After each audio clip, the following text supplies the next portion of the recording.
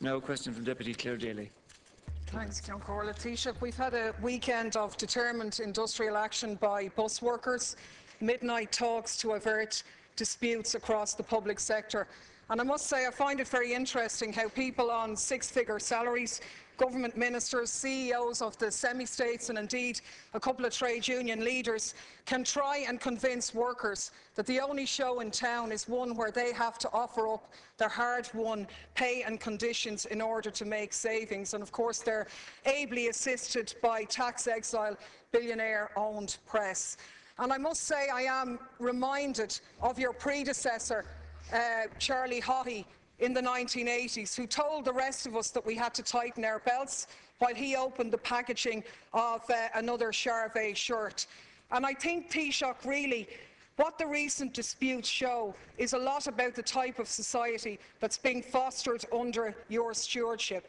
The type of policies that are being pursued, not because there's no alternative or you don't have any choice, but because ideologically your government supports a stripping of public services and a driving down of wages and conditions. Your Minister Varadkar slashes the subsidy to Bus Éireann and then is shocked that the company is somehow losing money.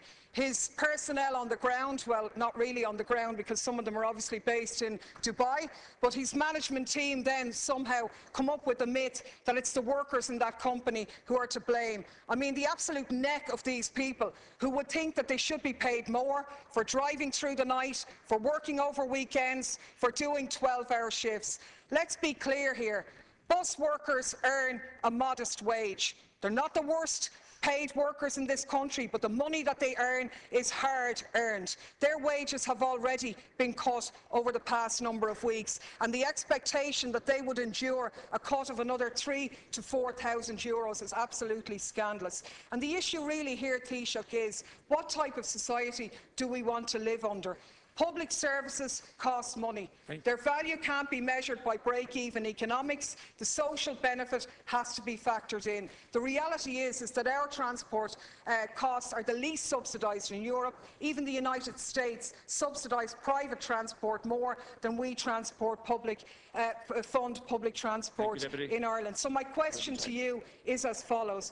Do you not think that rather than undermining public transport, it would be far more sustainable economically and socially for you to increase the subsidy to Bus Éireann and CIE to enable them to slash the prices and get more people out of their cars and onto the buses? Do you not think it's an obscenity that your government continues to pay €50 million of taxpayers' money every year, that's 10 times the bus cuts, in order to fund the Westlink toll bridge, a bridge that has been paid for many times over as a result of the cosy deal done by your cohorts there in Fianna Fáil? Do you not think it's crazy that the taxpayer pays millions every year to public-private partnerships because roads are not being used, yet you can't use taxpayers' money to fund viable rural bus companies? My question, Taoiseach, when are you going to stop subsidising the private sector while at the same time driving down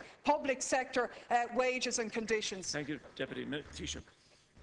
I think Deputy Daly, after that long dissertation, understands well what we have to do in the country here, and that's get our public finances in order, restore our country to prosperity, get our people back to work.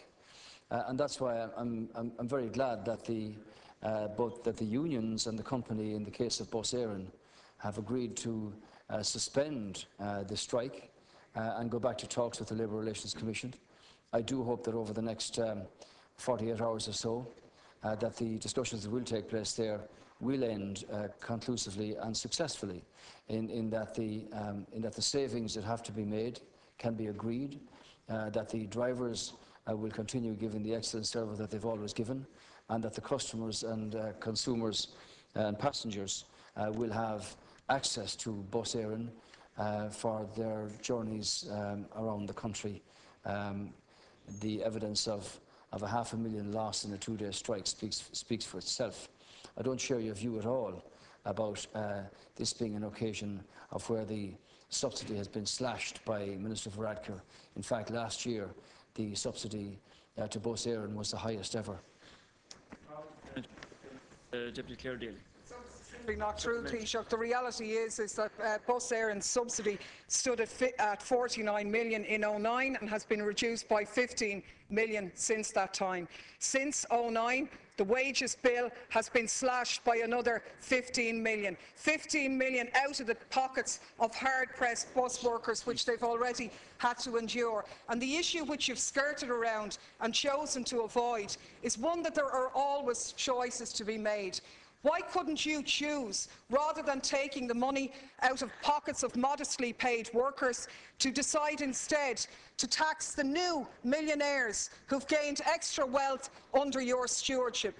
Could you not, for example, bring in a 5% hike on the new earners of over €300,000 per annum, who again have skyrocketed under your stewardship, in order to meet the deficit that you are looking for public sector workers to endure on their shoulders? The reality is, Taoiseach, is that Deloitte, an independent group at the behest of the Department of Transport, undertook a study into Bus Éireann and found that it was an incredibly efficient company, a well-run company, off the backs of a very good and modestly paid workforce. And the idea that you would expect them to make savings of 5 million when you continue to subvent the private sector, to me, is absolutely reprehensible and is a bit of a fairy tale, to be honest. Final reply, Taoiseach, on this question. I get a bit fed up with this. Fed up with this regular comment from yourself, Deputy Daly, as if the only one in here who values the work that the public service do. And let me say this on the record, that we value the work of our public servants. And I value myself because I know them, the very many people who work long hours and late nights to see that services are provided, whether they be frontline or not. And yes, no more than any other sector in Irish society, there are people who do not perform to the optimum level. There are sectors in the public sector, no more than any other sector, where that applies. But we value the work of the public service, and you do not own and have not sole ownership of the respect for the public service. I just want to say that to you. And I do hope that the discussions that are taking place with the Chief Executive of the Labour Relations Commission, with the trades unions, will proceed successfully, that we can have an opportunity to have a negotiated, overarching agreement in respect of Croke Park 2. And as I said, that the discussions that the unions and Bus Éireann have now entered into, both, I have to say, thankfully, with a positive attitude, can bring this matter to a conclusion, and that Bus Éireann, their drivers and all of their workers can continue to provide a first-class and excellent service for the many thousands of passengers and customers who use their service and are glad to use their service on a daily basis for many years.